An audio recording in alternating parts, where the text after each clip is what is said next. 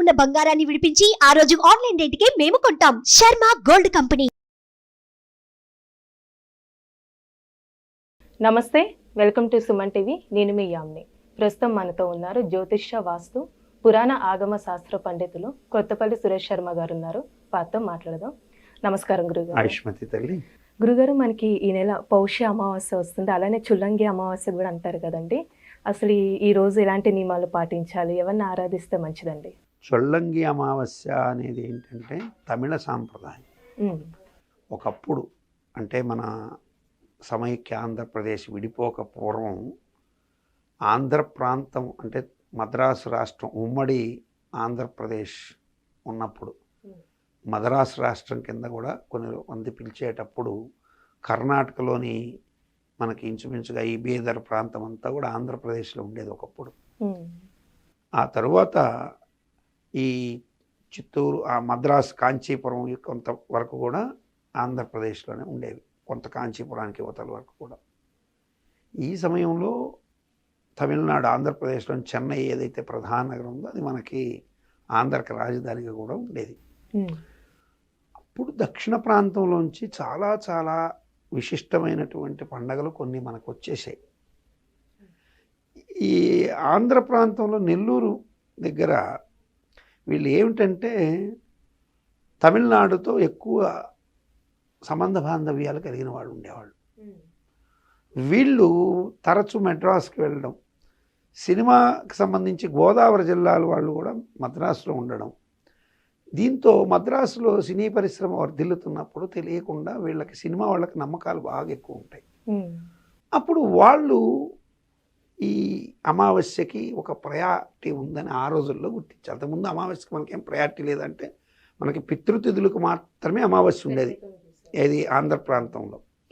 ఈ అమావాస్యకి గుమ్మడికాయలు కొట్టడం కానీ అట్లాగే దిష్టిలు వేయడం ఇవన్నీ కూడా తమిళనాడులో ఎక్కువగా చేసేవాళ్ళు.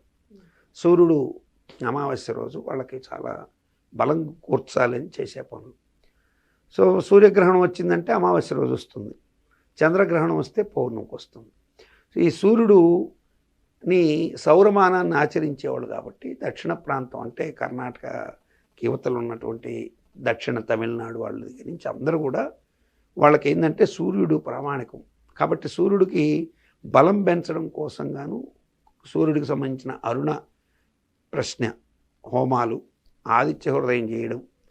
మీరు కనుక ఇంకోటి కూడా చూస్తే చిత్రంగా అగస్త్యుడు ఎవరైతే ఉన్నాడో రాముల వారికి ఆదిత్య హృదయం చెప్పాడో ఆ అగస్త్యుడు వచ్చేసి దక్షిణాది ప్రాంతం ఆయన అగస్త్యుడు ఈ యొక్క రాముల వారికి ఆదిత్య హృదయం చెప్పాడు. అందుకని సూర్యుడి ప్రభావం ఇంకా పెరిగిపోయింది దక్షిణాదిలో. కానీ చిత్రంగా ఏంటంటే అక్కడెక్కడ ఒక సూర్యదేవాలయం ఉండదు. మీరు చూస్తే దక్షిణాదిలో సూర్యాలయాలు తక్కువ, ఎక్కడో సూర్యుడికి సంబంధించి నవగ్రహాల్లో ఒక ప్రత్యేకమైన గుడి ఉంటుంది, ఒక గుడి అంతే. అది నవగ్రహాల్లో ఎక్కడ ఉంటుంది, ఏ గుడి ఎక్కడ అనేది మనం దాని విచారణ తర్వాత మాట్లాడుకుంటాం. వాళ్ళు అక్కడ చొల్లంగి అమావాస్య అంటారు. తమిళ్లో చొల్లంగి అంటే కీడలు అంటే సకల విధాల దుష్ట దోషాలు, పితృదోషాలు, ఇటువంటి ఏదైతే దోషాలు ఉంటే వాటిని అన్నిటి పోగొట్టేటువంటి ఒక గొప్ప అమావాస్య కింద చూస్తారు. పితృవులకి ముఖ్యంగా చూస్తారు. ఎందుకు చూస్తారు పితృవులకి అంటే మనకి ఇప్పుడు ధనుర్మాసం ప్రారంభమయ్యి పండగల దిక్కు ధనుర్మాసం అయిపోతుంది. ఈ మాసం అంతా సూర్యుడు అక్కడ ఉండి ఆ తర్వాత పుష్యమాసం ప్రారంభం కాగానే మకరంలోనే సూర్యుడు ఉంటాడు.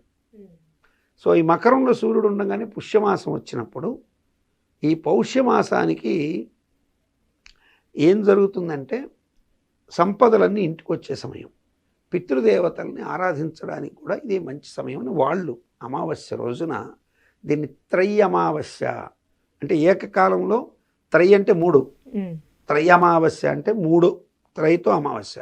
ఎట్లా దీన్ని ఒకటి తమిళ సాంప్రదాయం ప్రకారం పితృవులకి సూర్యుడికి బలం ఇచ్చేటువంటిది ఒకటి, సకల దోషాలు పోగొట్టేది. రెండవది మనకున్నటువంటి పితృదోషాలను పోగొట్టుకోవడానికి కోసం ఇక్కడ మనం చేసేటువంటి తర్పణాలు, పిండ ప్రదానాలు ఈ రకంగా కూడా శుభాన్ని కలిగించేది. ఇది కాకుండా గ్రహాల్లో సూర్యుడు ఎవరికైతే లోపిస్తాడో వాళ్ళకి ఆత్మవిశ్వాసం తగ్గిపోతుంది. సెల్ఫ్ కాన్ఫిడెన్స్, వాళ్ళ మీద వాళ్ళు కాన్ఫిడెన్స్ ఉండదు. వాళ్ళు ఏంది ప్రతి విషయానికి ఇతరుల మీద డిపెండ్ అయిపోతారు.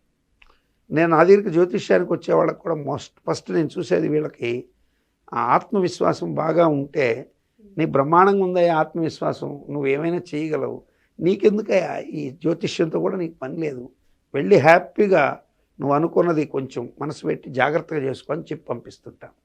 నా దగ్గరికి సూర్యుడు బలం లేకుండా వచ్చారనుకోండి, ఎవరైనా సెల్ఫ్ కాన్ఫిడెన్స్ లేదు, వాళ్ళకి సూర్యుడు బలం జాతకంలో తక్కువ ఉందనుకోండి, అప్పుడు నాయన నువ్వు ఆదిత్య హృదయం చదువుకో, లేకపోతే అరుణ ప్రశ్న మహాసౌర హోమం చేయించుకో, సూర్యగ్రహణం రోజు కొన్ని పూజలు చేసుకో, ఇలా చెప్తుంటాను. సో కాబట్టి అటువంటి ఆత్మవిశ్వాసం లేని వాళ్ళు ఈ రోజున, ఈ త్రయ్యామావాస్య రోజున సూర్యుడికి సంబంధించి సూర్యోదయ వేళలో ఆదిత్య హృదయం చదువుకోవడం, సూర్యుడికి సంబంధించి అరుణ ప్రశ్న వినడం, యూట్యూబ్లో కూడా వస్తుంది అరుణ ప్రశ్న అని, సౌరం చేసుకోవడం, ఒక బ్రాహ్మణుడు దొరికితే హోమం చేయించుకోవడం, ఇవి అద్భుతమైన ఫలితాలు ఇస్తాయి. సో దీన్ని చొల్లంగి అని ఆ ప్రాంతంలో పిలుస్తారు. ఈనాడు ఒక గుమ్మడికాయలో గనక చక్కగా పైన ఏదైతే తొడిమొచ్చే దగ్గర ఒక చిన్నపాటి ఉండేసి దాంట్లో నవధాన్యాలు పోసి పసుపు సున్నాన్ని కలిపి బాగా దాంట్లో పోసి బాగా కొళ్ళగించేసి కొన్ని రాగి ముక్కలు చిల్లర డబ్బులు వేసేసి ఇంటికి మనుషులకి అందరికి కలిపి దిష్టి తీసి 4 కూడల్లో కానీ ఇంటి ముందు కానీ కొడితే తప్పనిసరిగా గ్రహదోషాలు తగ్గేదానికి ఆస్కారం ఉంటుంది. ఇది నేను చాలామందికి చెప్పున్నా ఇది వరకు, ఇలా నవధాన్యాలు పోసి కొట్టండి అని. సో ఈ నవధాన్యాలు కొంతమంది నన్ను అడిగారు అమాయకంగా, ధాన్యాలు మళ్ళీ నేల మీద పడితే తొక్కితే పాపం కదా అంటే, నేల మీద పడినటువంటివి పతనం అంతే, ఇంక వాటికి దోషం ఉండదు, అవి భూమిలో కలిసిపోయే వస్తువులు.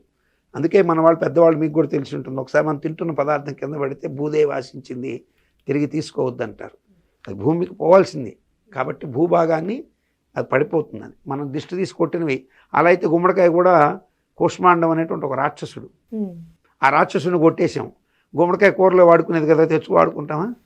వాడుకోం. కాబట్టి ప్రతిదానికి కూడా ఒక హేతుబద్ధత ఉంది మన దాంట్లో. ఈ అమావాస్య రోజు ఇలా చేసుకుంటే మంచి శుభాలు కలుగుతాయి. చాలా చక్కగా తెలియజేస్తారు గురుగారు, ధన్యవాదాలండి. ఆశీర్వాదాలు.